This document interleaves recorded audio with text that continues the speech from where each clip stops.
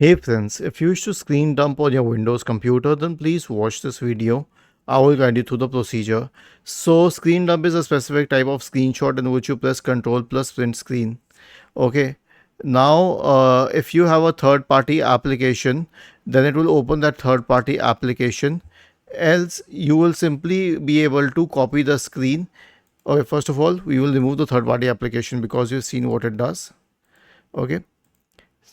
After this, if you press Ctrl and print screen, then it copies it to the clipboard, and then you can search for paint and open paint and paste the screen here.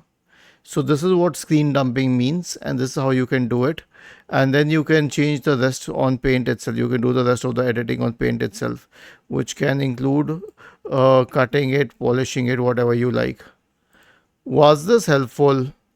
If yes, then please subscribe to the channel. If not, then let us know in the comment section of the video on how we could help you further. Thank you for watching this video and have a nice day.